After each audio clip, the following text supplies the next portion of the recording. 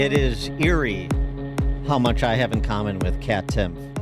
Oh, what are you, former stand-up comedian or something? Well, we're both easy on the eyes. Yeah. That's one thing. Okay, I think she's a little easier on the eyes than you are, but yes, go ahead. I went to Leadership Institute schools, like the Youth Leadership School. She worked for the Leadership Institute's campus reform news product. Mm-hmm.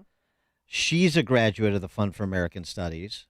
I'm a graduate of the Fund for American Studies. Now, she did the journalism program. I did the political economy program, but still. And as you mentioned, we're both sort of frustrated stand-up comedians. However, I'm not going to make history like she is going to make history this weekend as the first Hillsdale graduate to ever perform at the Park West. Oh. I assume that's true. I don't know if it's actually true, but it sounds like something that would be true or should be true. Kat Timpf, of course, is the co-host of Gutfeld, ! And Fox News contributor. Her new book, You Can't Joke About That, Why Everything is Funny, Nothing is Sacred, and We're All in This Together. And again, she's at the Park West this weekend, April 30th. So that would be what? Yeah. Sunday. Sunday.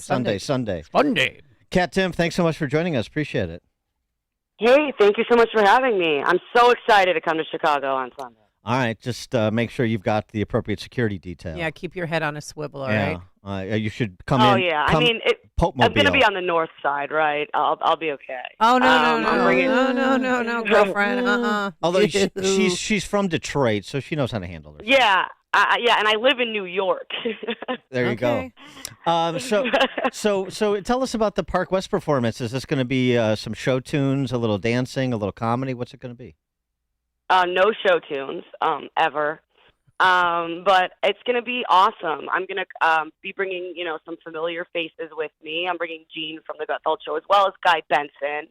Oh. I'm going to have a lot of different surprises as well. It's going to be funny. I promise it's going to be funny. It's going to be weird. And I think that we can I just really am such a strong believer in, laughing together as a way to just heal within ourselves and grow closer together during this crazy time. So I promise it'll be fun, I promise it'll be funny, and I promise it'll be weird and stuff that no one's ever seen before. All right, so you work on Gutfeld. You're the co-host of Gutfeld. And or Fox News. Gutfeld, as the case may be. I swear, I do watch your show, believe it or not, and I love Tyrus, too. Me too. Fox News contributor. Also, you worked at National Review. How did you get hooked up with the program, with the night show on Fox News there? Yeah, so I had done a few appearances on Fox. I was in D.C. working for Campus Reform, as you mentioned, and they would ask me, hey, this was during Obamacare debate. They were like, we want a millennial perspective on Obamacare or something like that. And they'd say, are you in New York City? And I would say, I sure am, but I wasn't. I lived in D.C. I just would hop on the bus. Good for you. And kind of take an overnight bus and do some hits. And I was on the channel a bit. Gutfeld saw me, had me on Red Eye, and the rest is kind of history. And so, but you have had stints where you've done stand-up comedy, right? Yes, I've quit. This is my third time quitting. Right. My show that I'm doing at Park West is going to be very similar to a stand-up show. It's going to be a lot more. It's a lot more unique than that. But I'm eventually going to relapse on stand-up, I believe, is what's going to happen. So, as a stand-up comedian, did you were you like Red Fox? Did you work Blue? A lot of profanity and such. Oh, I mean, I think I use profanity on Fox. Oh boy. For tapes, so they can just bleep it. So like, do you tackle? Are you going to tackle cultural topics? Are you willing to go where few will tread? Like, I don't know, to take up the case of Dylan Mulvaney. Oh, I've already made a lot of jokes about Dylan Mulvaney. See, in my book, I make sure to talk about everything. I remember Guy even interviewed me, Benson, on his radio show because he read the book before a lot of other people, and he said, a lot of the stuff you put in there, I'm like, I don't know that I would have shared that. Oh, really? But I did, and it's because I don't want to just talk the talk. I want to walk the walk, too. I want to prove that even some of my own, in the book, I show some of my own embarrassing scandals, or controversies of things I've said. I rehash them on purpose. Every topic, I'm not afraid to touch on any topic. So the show's going to be in the same vein, and a lot of it is not completely planned. So a lot of, in terms of interviews and things, Guy's going to ask me. We're going to do an audience Q&A as well. That's not really, I have no idea what those questions are going to be yet. So a lot of it's going to be we're all going to just have fun and figure it out together. So, embarrassing scandals. That sounds like a ripe topic area. So, give us give us an example. Tease us. Oh, of course. I mean, in the book, there's, let's see, the Star Wars joke I got in a lot of trouble for making. The Jimmy Kimmel controversy that I had. Wait, what's the Star Wars joke? Oh my gosh. I was being super tongue-in-cheek. This was, I don't know, more than 10 years, or almost 10 years ago now. All I said was that I'd never seen Star Wars because I've been too busy liking cool things and being attractive. And it struck a nerve. Really? But it was also, I mean, like, I had death threats. I had to get the police involved. Oh my! I mean, that is so ridiculous. Yeah. Well, it's the collectors and the cosplay folks take their Star Wars seriously. I get it. Sure. Right. It was a certain group. It was certainly not something that upset people who have seen Star Wars, right? It was a specific type of people. So, Jimmy Kimmel, you contretemps with Jimmy Kimmel. Refresh our recollection. Oh, I mean, you got to read the book to read that 'cause it's a very long story. But I made a joke about something that people kind of took a clip and said I was saying something else horrible, like making fun of his son because his son had a heart problem. I remember which that. I would never do that. Yeah. And his sister told me to kill myself. She actually put it in terms that I can't say because it involves profanity right now. And it was just crazy. And I think that we don't weigh intention anymore, right? I think that if someone accidentally says something offensive, or if somebody, is trying to make a joke but ends up hurting somebody, that should be weighed differently than someone who's actually purposely trying to be hurtful. And I think we're losing that, and we're going to lose comedy if we do that. And we need comedy so much, not in spite of all the sensitive things in the world and the trauma in the world, but because of it. And it's so healing. So that's what I'm doing with this book, and that's definitely what I'm doing with this show.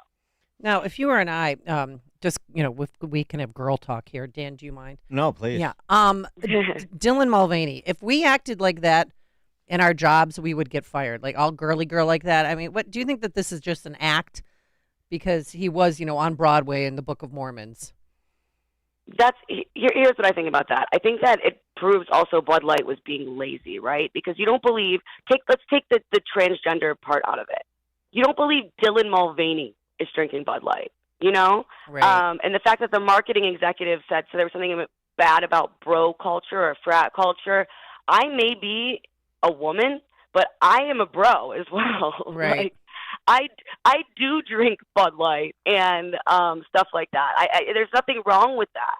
And, they could have gone so many other ways. If they wanted to have an LGBTQ spokesperson, they could have gone so many other ways with an actual believable spokesperson. Right. So it proved that it was completely lazy. And Dylan Mulvaney, regardless of gender, I find to be extremely annoying. Major like show tune, sing along energy. Those people with a resting smile face that are always, hey, it's a beautiful day. Like I don't know how to interact with those people. Yeah. Now, I wonder what your take is. The reaction to Dylan Mulvaney being a spokeshuman for Bud Light versus Dylan Mulvaney being a spokeshuman for Maybelline. The reactions have been very different. What do you think that says about where the hysteria around trans resides? Yeah, well, I think that Dylan Mulvaney was just such a poor choice. Like, I believe Dylan Mulvaney wears makeup. I don't believe that Dylan Mulvaney drinks Bud Light. And I also think it's just, the percentage, when we talk about trans things a lot, and it's just much more than there's the actual percentage of people who are trans. It's a very small percentage, but it is larger than just Dylan Mulvaney. Well, but Dylan Mulvaney everywhere. It also seems, though, that men are taking more offense at a man pretending to be a woman than women are taking offense. Is that fair? That's interesting, because I also thought a better spokesperson for Bud Light technically might be like, a trans person who was born a woman but identifies as a man. It was like, this many days of being a bro, I'm drinking a beer with my bros. Like, yeah. It just seems so, it didn't make any sense. And it just didn't make any sense from a branding perspective. It didn't make any sense from a marketing perspective. Even if you take more controversial stuff out of it, it doesn't make any sense. Yeah, it's a far cry from Real Men of Honor. Real Men of Genius. Real Men of Genius. I mean, that Bud Light campaign. Oh, that was so funny too. And right. The backlash a few weeks later, they had like the horses and like the America. They were like, America, beer. I was like, is this a parody? This is so obvious I what you know. guys are doing. They were trying a little bit too hard. Yeah, that was so funny. But I was remember like, Old "This is Milwaukee real." beer? And then they got in trouble because they said we were hiking. And then all of a sudden the Swedish bikini team came in. And I'm Swedish, and I thought that was great. And then they got, just destroyed by the feminists who were so offended by it. Yeah. Guys, we're talking about alcohol here. Yeah. We're not Bible study right now. Yes. Exactly. That's what I thought of when Bud Light released the statement after Dylan Mulvaney, and like we never wanted anyone to fight. And I'm like, aren't you alcohol? Like, there's been some fights in my life that have been due to alcohol. And I Really? think most people who've ever had alcohol can say the same. Oh, come on. And we All can read right. it in the book. All right. Oh, wait. How do we get tickets? A lot of people. I didn't know are- Kate Timpf was a barroom brawler too. Boy, Well, she was a that's horrible surprising. waitress. I wouldn't too, say you said. brawler. All my Right. fights have just been emotional. Oh, I see. But Gotcha. there's tickets on my website, therealcattimpf.com. And if you're coming to the show and you want to ask a question for me to answer there, you got to submit it, contact at therealcattimpf.com. It's on the website. If you're not coming, you'll regret it because it's going to be a really fun time. Definitely worth coming into the city on a Sunday night, I promise. RealCatTimpf.com is the website where you get tickets to her appearance with friends at the Park West this Sunday night. Also pick up the book.